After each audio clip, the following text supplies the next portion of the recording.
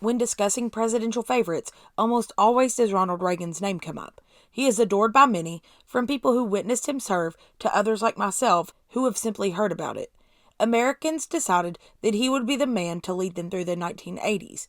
Generally, people decided it went pretty damn well, but they always forget one thing. The time his administration illegally funded an anti-communist group in Nicaragua. This is better known as the Iran Contra Scandal, and it is essentially swept under the rug when talking about American history.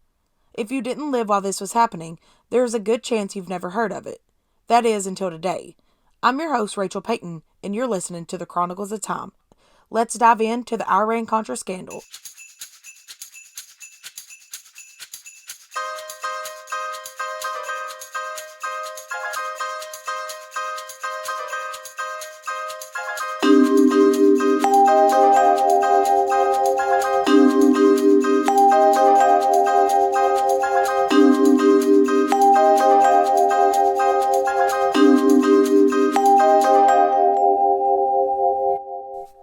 In 1979, years before Ronald Reagan was inaugurated, an American embassy in Iran was sieged and 52 American embassy workers were held hostage.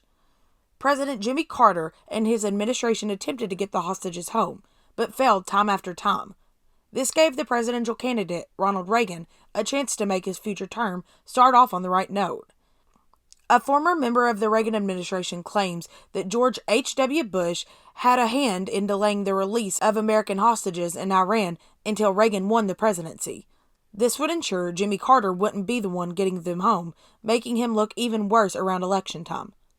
Ironically, after 444 days, the hostages would be released on the exact same day Ronald Reagan would be sworn into office. Coincidence or not? But really, how do you hate a president that releases American hostages on day one of his job? You're a smart one, Reagan. When Reagan was elected, the multiple-decade-long Cold War was still ongoing. Reagan's enemies were communists and anyone or anything attempting to further it. Over in Nicaragua, a socialist group called the Sandinistas overthrew the right-wing dictatorship in 1979. Reagan feared the Sandinistas were going to spread communism in Central America, so he needed to take action. Luckily for Reagan, the Sandinistas had direct enemies called the Contras. The Contras were formed in an attempt to overthrow the Sandinistas and bring the right-wing movement back to Nicaragua. Both President Reagan and the CIA supported the Contras. In fact, Reagan once said they are the moral equal of our founding fathers. While Reagan would advocate for them and call them the freedom fighters, in reality, the Contras were accused of human rights abuse. Kidnapping, killing civilians, and torture were just some on the list. Nevertheless, Reagan's support was unwavering. He had Congress funding the Contras until a Massachusetts senator named Edward P. Boland decided to take action. The Boland Amendment was passed in 1983, which prohibited the CIA, Department of Defense, or any other government entities to use funds for the purpose of overthrowing the Nicaraguan government. There was a loophole, though. They were going to send funds without the intent to overthrow the Nicaraguan government. Easy peasy. They can manage that. All was fine and dandy until they passed a second Boland Amendment, which prohibited any intelligence agency directly or indirectly supporting military operations in Nicaragua. Well, I guess it's now time to stop funding them. Only it still wasn't. Reagan's administration was so desperate to fight communism, they would go to any lengths. Deciding that the National Security Council wasn't an intelligence agency, Reagan told Bud McFarlane, his national security advisor, to go to whatever length he needed to, essentially giving him the go-ahead to do any means necessary to fund the Contras. By 1985, 7 Americans were held hostage by Iranian terrorists in Lebanon. We had to get the hostages home, and fast. Reagan didn't want to be like his predecessor, Jimmy Carter. Bud McFarlane had an idea. He thinks we should negotiate with Iran to get the hostages home. Publicly, Reagan was known for not negotiating with terrorists, but behind closed doors, he approved of McFarlane's plan. Iran was known for calling America the Great Satan and saying, "Death to America," making the entire transaction unsettling. In the meantime, the Contras still needed funding to fight the Sandinistas. Working for the National Security Council, Lieutenant Colonel Oliver North was the man to help find the money. North would fundraise through third parties such as Saudi Arabia, Taiwan, and Israel to collect money.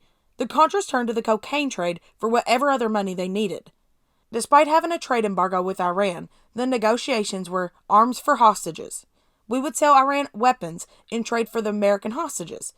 But Oliver North had some other tricks up his sleeve.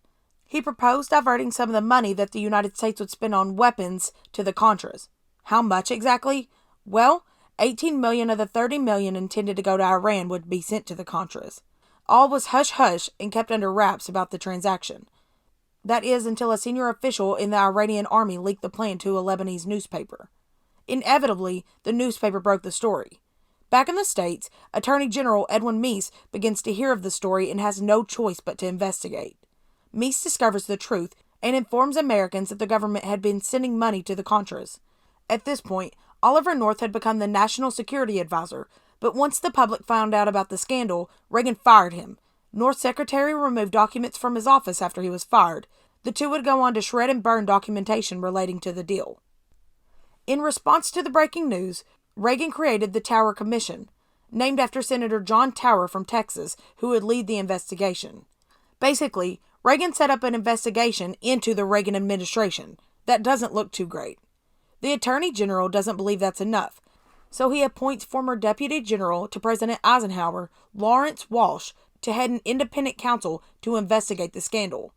Ultimately, criminal charges were brought against 14 Reagan administration and staff. Reagan, trying to cover his behind, goes on television and says that he is to blame. He was unaware of the events, but it was still under his administration. The hearings were broadcasted for 13 weeks, and over 30 people would go on to testify. During Oliver North's testimony, he would wear his Marine uniform and take blame for the operation. He defended his actions, even shredding the documents. He would say in his testimony, "I shredded. I was never told not to shred. I shredded because I thought it was the right thing to do. When I didn't have a shredder, I put it in a burn bag, and they were burned. For heaven's sakes, why on earth? Why would you burn official government documents? There had to be things in those papers that didn't need to be brought to light." When asked why he destroyed the documents, North said the documents could put lives at risk. Oliver North would go on to be convicted of destroying documents, accepting bribes, and obstructing justice. He would go on to serve a total of 0 days in prison. Yes, you heard me. Not a single day. North got off on a technicality. Throughout his life, he scored a job with Fox and even became president of the NRA. A legal annex with the president pay off, kids.